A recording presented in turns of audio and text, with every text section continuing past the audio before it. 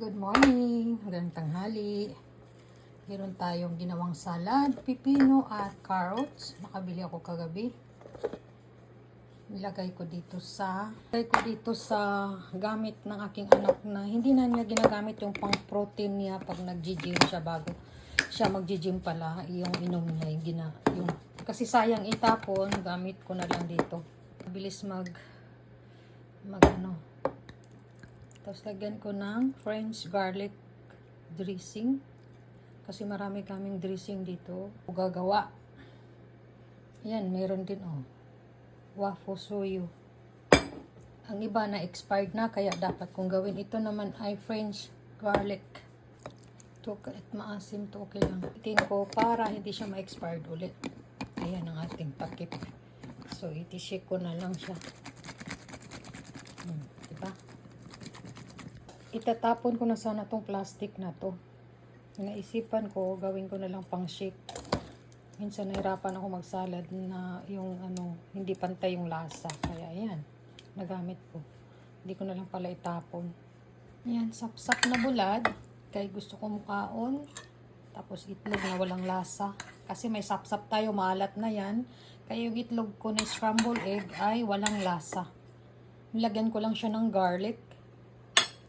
So, yan ang aking pagkain ngayon. Kasi malapit na yung ating medical check-up, guys. Sa ating diabetes.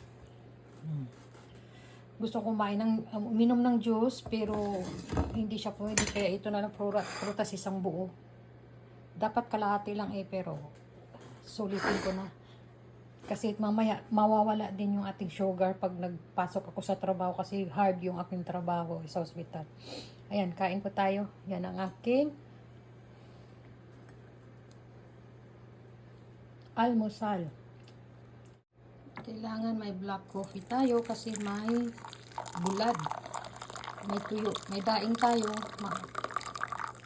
Iwas sa kumura. Ito ang aking panglaban. Mahilig talaga ako sa black coffee.